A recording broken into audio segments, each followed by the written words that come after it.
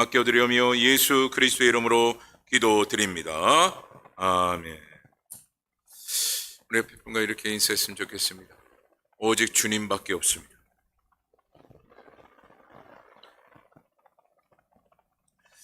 오늘 특별히 본문 4절을 보게 되면 오늘 본문의 제목처럼 신뢰하라. 근데 누구를 신뢰하라 말씀합니까? 여호와를 신뢰하라. 여러분, 신뢰라는 이 말씀을 히브리어로 보게 되면 베타흐라는 이 단어를 사용하게 되는데, 이 베타흐라는 이 단어의 의미의 뜻은 기댄다 라는 뜻을 가지고 있어요. 그래서 여호와를 신뢰하라 라는 것은 무슨 말이냐? 여호와께 기대라 라는 의미를 담고 있어요. 즉 무슨 말이냐면, 주님께서는 우리의 반석이 되신다라는 것과 동시에 능력이 되시고 권세의 소유자가 되신다라는 그 뜻의 의미로 여호와를 신뢰하라 라는 이 말씀의 의미를 담고 있습니다. 근데 이것이 그 순간이 아니라 중요한 것이 무엇이냐? 영원하다라는 것이에요. 이것이 오늘날 우리에게 큰 은혜죠. 그래서 우리가 주님을 신뢰하는 자가 되어지면 하나님께서는 우리를 언제까지 지켜주시고 보호해 주시며 반석이 되어주시고 또한 모든 것에 역사하신다라는 것입니다. 영원히, 어떠한 한순간이 아니라 영원히 우리를 성령으로 주장해 주신다라는 것이에요. 요즘 인생을 살아오면서 보험을 들지 않은 분들은 없을 거라고 봅니다. 그 중에서 또한 가장 보험을 많이 들고 있는 한 보험이라고 한다면 실비보험이라고. 그래서 실비보험을 다 들고 있는 것으로 거의 알고 있어요. 그래서 거기에 내용의 가장 공통적인 게 뭐냐면 매월 보험료를 내면 죽을 때까지 병원비를 보장해 드립니다. 그렇게 이야기를 하죠. 지금 제가 여러분들에게 보험을 소개하는 것이 아니라 그 보험의 의미가 무엇인지를 여러 번 말씀을 드렸는데, 이처럼 보험을 통해서 사람들은 보장받기를 원합니다. 그래서 많은 보험 설계사분들이 보장이라는 말을 참 많이 해요. 이렇게 하면 보장받습니다. 저렇게 하면 보장받습니다. 이 보장이라는 말을 참 많이 사용을 하는데, 이 보장 가운데는요, 책임진다라는 그 의미를 강하게 심고 있어요. 근데 정작 보험이라는 것을 봤을 때 그 사람의 인생을 전적으로 책임져 주느냐? 그렇지 않더라고요. 보장이라는 말을 수없이 보험 설계사분들이 얘기하지만 결국 그 보험이 그 사람의 그 인생을 책임져 주지 못한다라는 것을 수없이 봅니다. 결국 그 어떤 것도 이 세상 무엇이든 우리를 책임져 주고 보장해 줄 수 있는 것은 없다. 여러분, 누구든 우리를 책임져 줄 사람은 없음을 우리는 잘 알고 있습니다. 우리를 또한 더불어 영원토록 보장해 주느냐? 없어요. 영원이라는 이 말을 사용할 수 있는 분은 오직 누구밖에 없습니까? 주님밖에 없어요. 오직 주님만이 우리를 영원토록 보장해 주실 뿐만 아니라 영원토록 우리와 무엇 되심을 말씀합니까? 피난처가 되어 주시는 분이 주님이셔요. 그래서 하나님의 말씀을 보게 되면 우리가 의지해야 할 것과 더불어 여호와를 의뢰하는 방법과 그 결과에 대한 그 부분을 수없이 말씀을 통해서 우리에게 가르치고 있는데, 특별히 첫째로 우리가 의지해야 할 것을 총 4가지로 말씀을 통해서 보게 됩니다. 먼저 우리가 의지하지 말아야 할 것이 총 4가지인데 그 4가지가 뭐냐? 바로 우리의 인생을 의지하지 마라. 우리의 인생을 의지하지 말라. 자, 그 말씀이 특별히 이사야서 2장 22절을 통해서 보게 되는데요. 우리 이사야서 2장 22절 말씀을 다 같이 말씀을 통해서 보도록 하겠습니다. 이사야서 2장 22절. 예, 다 같이 한번 읽어봅니다. 시작. 너희는 인생을 의지하지 말라. 그의 호흡은 코에 있나니 쇠말 가치가 어디 있느냐. 아멘. 먼저 여러분, 우리가 인생을 살아가면서 우리의 생명이 유지되어져야 하는데 결국 우리의 생명을 유지토록 하게 하시는 분이 누굽니까? 하나님이셔요. 오늘 그래서 말씀대로 우리의 호흡에 생명을 주시는 분이 누굽니까? 주님이셔요. 결국 오늘날 우리의 인생은 누구로부터 시작이 되고 누구로부터 끝난다라는 것입니다. 오직 주님으로부터. 주님께서 오늘날 우리의 인생에 호흡을 주셔야 오늘 우리가 이 땅 가운데 살아가게 되는 것이고, 그 호흡을 주님께서 멈추는 그 순간부터 우리의 인생은 끝나는 거예요. 근데 많은 이들은 자신의 주어진 인생을 어떻게 합니까? 의지합니다. 결국 이사야서 2장 22절을 통해서 말씀하는 바는 뭐예요? 오직 하나님만을 의지하라는 얘기예요. 그래서 서두에 너희는 인생을 의지하지 말라. 이 말씀 속에서는 결국 누구를 의지하라는 얘기입니까? 오직 여호와 하나님만을 의지하라. 왜요? 우리의 인생, 우리의 생명의 주관자가 하나님이시기 때문에. 오늘 우리는 주님께서 아니다, 이제 그만이라고 하면 우리의 생명이 그대로 그 순간에 끊어지게 되어져 있어요. 우리의 삶과 죽음은 누구에게 결정되어 있기 때문에 그렇습니까? 주님의 손길에 결정이 되어져 있게. 그래서 오늘 우리는 우리의 인생에 대해서 의지하는 자가 아니요, 오직 주님만을 의지하는 자가 되어져야 한다는 것이죠. 또한 우리가 특별히 의지하지 말아야 할 두 번째는 무엇이냐면 재물을 의지하지 말아야 한다라는 거예요. 그 말씀이 잠언서 11장 28절을 통해서 말씀하고 있는데, 우리 잠언서 11장 28절 말씀을 한번 보도록 하겠습니다. 말씀 한번 띄워주시죠. 다 같이 읽어봅니다. 시작. 자기의 재물을 의지하는 자는 패망하려니와 의인은 푸른 잎사귀 같아서 번성하리라. 아멘. 사람들은 재물, 물질에 대하여 참 소중히 여깁니다. 물론 무시할 수 없죠. 물질에 대한 그 부분에 있어서. 물질이 있어야 사니까. 그리고 더불어 물질이 많으면 많을수록 사람들에게 대접을 받기 때문에 사람들은 물질을 많이 소유하려고 참 노력들을 많이 합니다. 하지만 중요한 것은 그저 물질은 우리가 사용하는 하나의 도구일 뿐 그것을 의지하지 말아야 된다라는 거예요. 마치 그거 없으면 안 된다라는 그 같은 그 모습의 신앙은 버려야 한다라는 것이죠. 오늘날 우리의 신앙생활에 그래서 가장 문제가 되고 있는 것이 뭡니까? 물질 아닙니까? 물질로 인해서 모든 관계가 다 파괴되는 일들이 얼마나 많은지. 오늘도 우리 청년 모임 속에 제가 한 주간 그 다윗의 인물의 그 책을 통하여 묵상하면서 오늘 주신 이 말씀과 더불어 연관이 되어 여러분들에게 말씀을 드리는데, 여러분 물질 때문에 그 가정이라는 그 자체가 하나님께 주신 축복의 공동체 아닙니까? 그런데 이 물질 때문에 이 공동체가 쉽게 파괴되는 그런 일들이 얼마나 많은지 몰라요. 오늘 청년들과도 이야기를 나누었는데, 여러분 물질로 인해서 가정이 쉽게 파괴되는 일들이 얼마나 많습니까? 오늘 청년들과 장례를 이야기하면서 좀 이야기를 했는데, 제가 수차례 장례를 계속해서 치러왔는데, 그렇게 장례를 치러오면서 가장 마음 아프고 참 어떻게 이럴 수 있는가, 야 물질에 이렇게도 무너지는구나 라고 느꼈던 한 가정이 있었어요. 그 가정에는 아들이 셋이 있었습니다. 첫째가 장로의 직분을 가졌고, 두 번째는 목사의 직분을 가졌고, 셋째는 안수 집사의 직분을 가졌어요. 근데 그 아버님이 소천을 하셨는데 그 아버님의 재산이 약 15억 정도가 되었습니다.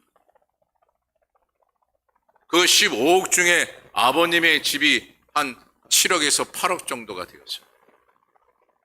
근데 첫째인 그 장로의 직분을 가지고 있었던 그 분이 두 자녀에게 이렇게 얘기했던 거예요. 아버지가 이때까지 나한테 이 집은 내 거다 라고 얘기를 했고, 그리고 나머지 현금으로 있는 약 한 7억 정도의 돈은 그 셋이서 똑같이 나누라고 했으니 그렇게 알거라. 그 말을 들었던 둘째와 셋째. 둘째는 무슨 직분을 받았다고 했습니까? 목사의 직분. 셋째는 안수 집사의 직분을 가졌다고 했어요. 물론 직분이 신앙의 연륜을 다 계산할 수는 없지만 그래도 목사의 직분과 안수 집사의 직분, 물론 첫째 장로의 직분을 가지고 있다는 것은 그만큼 신앙적으로 열심히 신앙생활을 했다라고 우리는 볼 수밖에 없잖아요. 그런데 그 물질 때문에 서로 싸우기 시작을 합니다.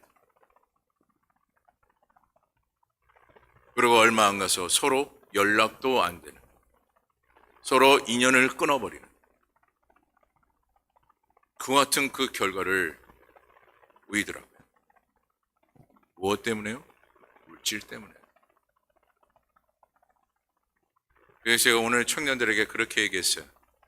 너희들은 유산 가지고 아웅다웅하지 마라. 차라리 너희들 잘 돼서 오히려 조금 부족한 형제들에게 다 가져라. 할 만큼 그렇게 잘 되었으면 좋겠다. 이놈의 물질 때문에 연을 끊는 그 같은 그 어리석음을 너희들은 보이지 않았으면 좋겠다. 오늘날 물질 때문에 얼마나 많은 문제들이 지금 일어나고 있습니다. 사회적인 모든 문제도 결국 뭡니까? 물질이에요. 왜요? 그것을 의지하고 있기 때문에. 교회 안에서 모든 그 생활 가운데도 무엇 때문에 지금 문제가 많이 되고 있습니까? 물질 때문에. 그 물질로 인해서 물질을 의지하였더니 심지어 누구와의 관계도 멀어집니다. 하나님과의 관계도 멀어지기 시작해요. 무엇 때문에요? 물질 때문에. 물질을 의지하였다. 그래서 사도 바울이 디모데전서 6장 17절에 이렇게 말씀을 합니다. 디모데전서 6장 17절 말씀 다 같이 함께 읽어봅니다. 디모데전서 6장 17절 말씀 한번 띄워주시기 바랍니다.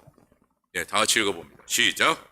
내가 이 세대에서 부한 자들을 명하여 마음을 높이지 말고 정함이 없는 재물에 소망을 두지 말고 오직 우리에게 모든 것을 후히 주사 누리게 하시는 하나님께 두며.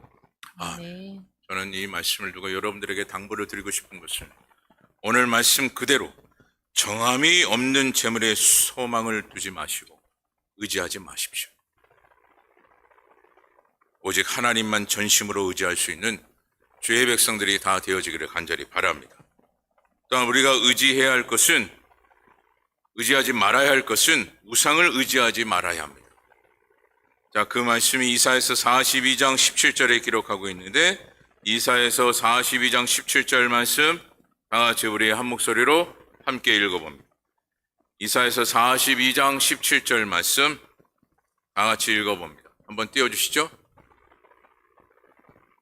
성경을 보도록 하겠습니다. 이사야서 42장 17절 다 같이 한번 읽어봅니다. 42장 17절입니다. 시작. 조각한 우상을 의지하며 부어 만든 우상을 향하여 너희는 우리의 신이라 하는 자는 물리침을 받아 크게 수치를 당하리라. 아멘. 아멘. 여기서 우리가 경각심을 가지고 잊지 말아야 할 한 부분의 말씀은 우상을 만들고 의지하는 자는 무엇을 당하게 된다라고 말씀합니까? 크게 수치를 당할 것이다. 이처럼 우상 숭배는 하나님께서 가장 싫어하는 행위 중에 한 행위가 바로 우상 숭배예요. 그죠? 우리는 우상 숭배하는 무슨 돌상 같은 거 딱 갖다 놓고 거기에 빌면 우상이라고 생각을 하는데 그렇지 않죠. 우상이라는 것이 무엇입니까? 예레미야의 말씀을 통해서 보면 철저히 하나님보다 우선이 되는 것이 다 우상이에요. 그래서 새벽마다 우리가 예레미야 말씀을 보고 있지만 그 우상 숭배로 인해서 유다 백성들이 어떻게 됩니까? 철저한 하나님의 징계가 임해야 돼. 엄한 징계가 그들에게 임해요. 또한 결과적으로는 심판에 이르는 결과를 얻게 됩니다. 무엇으로요? 그들이 우상을 섬겼다. 하나님보다 우상을 더 의지하였다. 그래서 오늘날 우리에게 우상이라는 것을 어떻게 합니까? 철저히 제거하는 자가 되어져요. 하나님보다 우선이 되는 것을 우리가 안고 살아가는 것이 아니라 그 우상을 우리는 어떻게 해야 된다고요? 제거하는 자가 되어져야 합니다. 특별히 요한계시록 21장 8절에 보면 이렇게 말씀을 해요. 요한계시록 21장 8절 말씀을 한번 띄워주시기 바랍니다.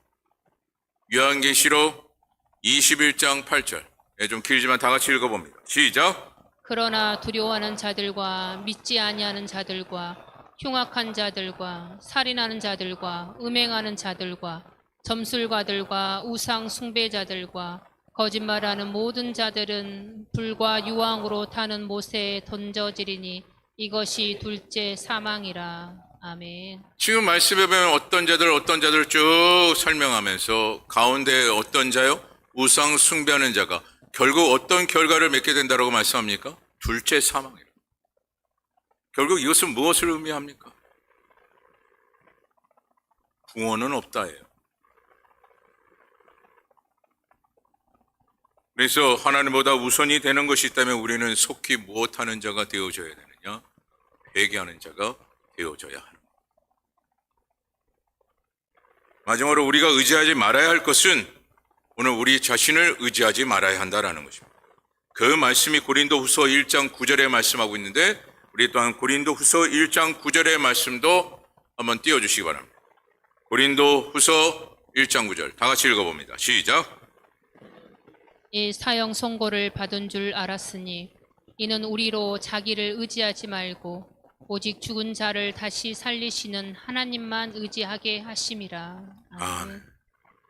하나님은 우리로 하여금 억지로라도 하나님을 의지하도록 이끄시는 분이 하나님이셔요.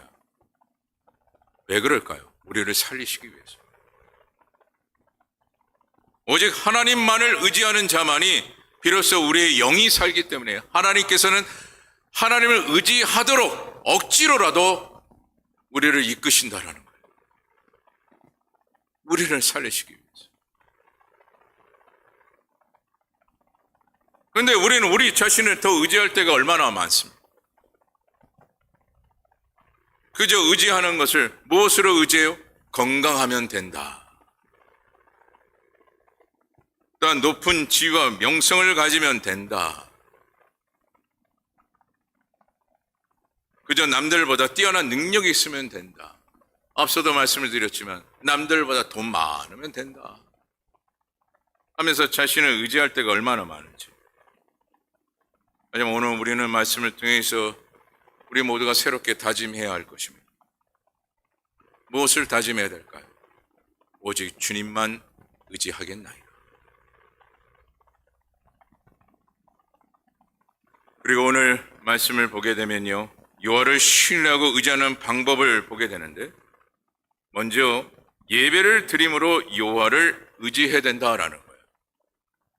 그 말씀이 시편 4편 5절에 말씀하고 있는데 이렇게 말씀합니다. 의의 제사를 드리고 여호와를 의지할지어다. 지금 믿음의 성장의 시작은 결국 무엇에 우선이 되었을 때 가능하느냐? 예배에 우선이 되었을 때 가능한 거예요. 여러분, 지난 주일에도 여러분들에게 말씀을 드렸듯이 예배의 중요성이 얼마나 큰지를 여러분들에게 말씀을 드렸습니다. 오늘날 믿음의 성장의 그 시작은요, 예배로 시작되어진다는 것을 여러분 잊지 마셔야 돼요. 물론 그 이후에 양육과 훈련에 대한 그 부분으로 하나님의 일꾼으로서의 그 쓰임을 받는 은혜가 임하게 되는데, 근데 이 모든 것이 예배의 시작이 되어지지 않으면 안 된다라는 거예요. 오히려 예배를 드리지 아니하고 예배를 소홀히 여기는 그들의 그 마음의 심령 가운데 하나님께서 분명히 말씀하는 바가 무엇입니까? 교만이 가득 찰 것이다. 그리고 뿐만 아니라 무엇입니까? 내 자신을 의지하고 자신밖에 모르는 그 심령으로 살아간다는 것. 그리고 지혜를 얻는 것도 무엇을 얻기를 바랍니까? 그저 세상적인 그 지혜, 세상 경험대로 살아가려고 하는 그런 심령의 마음으로 살아가게 된다는 것. 무엇이 되지 않을 때요? 예배가 되지 않을 때. 그러니 하나님의 축복과 은혜가 있겠습니다. 그래서 오늘 우리는 예배를 소중히 여기고 우리가 의지해야 될 것은 오직 예배를 의지하는 자가 되어져야 합니다.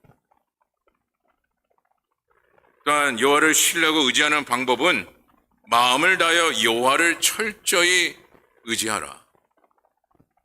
그 말씀이 잠언서 3장 5절에 말씀하고 있는데 이렇게 말씀을 합니다. 너는 마음을 다하여 여호와를 신뢰하고 내 명철을 의지하지 말라. 또한 신명기 6장 5절에 보게 되면 이렇게 말씀을 합니다. 너는 마음을 다하고 뜻을 다하고 힘을 다하여 내 하나님 여호와를 사랑하라. 이와 같이 말씀하는 바는 뭡니까? 여호와를 신뢰하고 의지하는 두 번째 방법인데 이와 같이 오늘 우리가 여호와를 신뢰하고 의지하는 가운데 하나님께서는 우리를 무엇하신다라는 거예요? 뜨겁게 사랑해 주신다는. 여러분 우리가 가정 내에서도 자녀가 나는 아버지밖에 없습니다. 어머니밖에 없습니다. 늘 어머님만 의지합니다. 아버님만 의지합니다. 그렇게 얘기했을 때 저리 가라 하는 부모가 있습니다. 물론 거부감을 느끼는 부모님들도 종종 있더라고요. 얹혀 살까 봐. 의지하라는 것은 그런 개념이 아니죠. 늘 아버님, 어머님 때문에 힘이 됩니다. 그 이야기예요. 여러분 자녀들에게 그 말을 들었을 때 얼마나 마음이 뿌듯합니까? 더 하고자 하는 그 마음, 자녀를 향해 더 하고자 하는 그 마음과 더불어 그 자녀를 더 사랑하지 않겠어요? 오늘 우리도 마찬가지예요. 주님을 의지해야 할 그 이유가 또한 무엇이냐? 주님의 사랑을 더 받기 위해서. 내 힘으로 살겠습니다. 내가 알아서 하겠습니다. 주님의 사랑이 클까요? 크지 않죠. 또한 여호와를 신뢰하고 의지하는 방법은 기도하며 여호와를 의지해야 된다라는 거예요. 그 말씀이 시편 16편 1절에 기록하고 있는데 이렇게 말씀합니다. 하나님의 나를 지켜주소서 내가 주께 피하나이다. 이 말씀이 참 중요한데요. 이 말씀에서 하나님의 나를 지켜주소서라는 것은 무엇을 의미하고 있느냐면 기도를 말하고 있는 거죠. 그리고 내가 주께 피하나이다. 특별히 피하나이다 라는 것은 과거로부터 계속하여 하나님만을 의지하였다라는 이 개념을 담고 있습니다. 이처럼 오늘 우리가 하나님께 기도하며 여호와를 의지할 때 결국 하나님께서 우리를 무엇하신다라는 거예요. 보호해 주시고 지켜주시고 위로하시는 분이 하나님이심을 말씀하고 있는 것입니다. 그래서 오직 여호와 하나님만을 의지해야 된다는 거예요. 무엇하면요? 기도하며. 그리고 여러분 그게 세 번째로 여호와를 신뢰하고 의지하는 그 결과에 대한 그 부분을 우리가 알아야 하는데 그 하나는 마음의 즐거움이 있게 된다라는 거예요. 여호와를 신뢰하고 의지하는 결과 속에 우리에게 찾아오는 것이 무엇이라고요? 거기에 나타나는 결과가 무엇이냐? 마음의 즐거움이 있게 된다라는 거예요. 요즘 세상 사람들 사는 게 재미가 없다라고 얘기합니다. 그래서 제가 재차 물어요. 재미있는 게 뭡니까? 살아가면서 재미있는 게 뭡니까? 라고 하면 여러분 의외로 대답하시는 분들이 몇 없어요. 그러게요. 살아가면서 재미가 뭘까요? 오히려 되물어요. 살아가면서 즐거운 게 뭡니까? 라고 하면은 온전히 대답하시는 분들이 몇 없습니다. 뭘 해야 즐거울까요? 라고 오히려 물으면 대답을 못 하시는 분들이 많아요. 근데 더 안타까운 것은 뭐냐? 신앙생활에서 기쁨이 뭔지 모른 채 신앙생활 하시는 분들이 또한 의외로 제일 안타까운 일이죠. 근데 이것이 결국 누구를 의지하지 못하기 때문에 그렇습니다. 여호와를 의지하지 못하고 기쁨이 뭔지를 모르는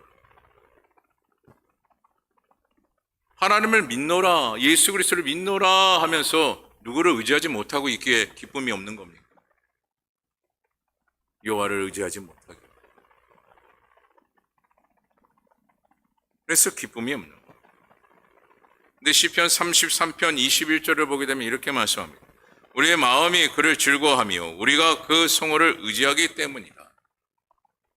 누구를 의지하기 때문에 기쁨과 즐거움이 생긴다고요? 주님을 의지하였더니.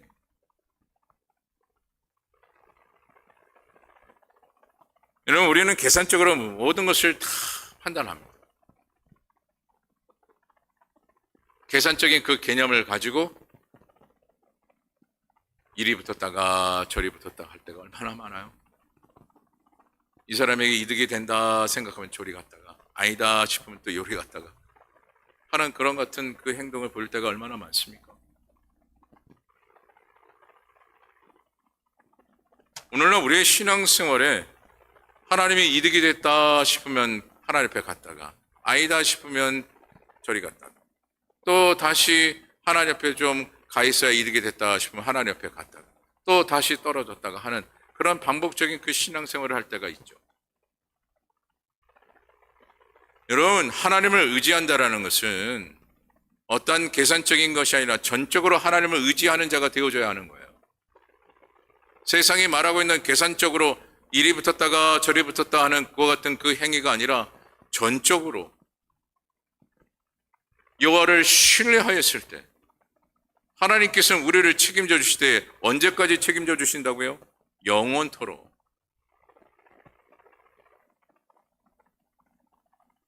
그래서 오늘날 우리가 여호와를 의지하는 그 생활 속에서 우리의 계산을 빼야 합니다.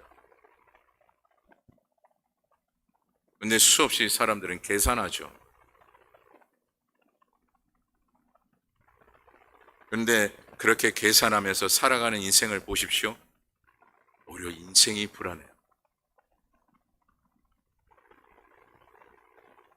그리고 하루하루가 괴롭게 살아가며 또 한뿐만 아니라 소망이 없는 인생을 살아갑니다. 무엇이 많으면요? 계산이 많으면.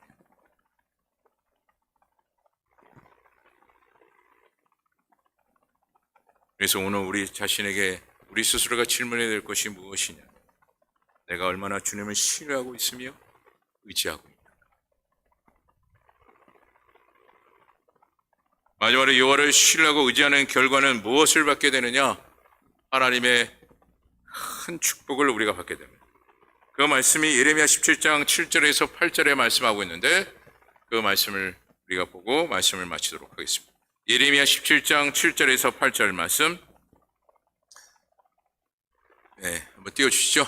17장 7절에서 8절 우리 한 절씩 교독합니다. 시작.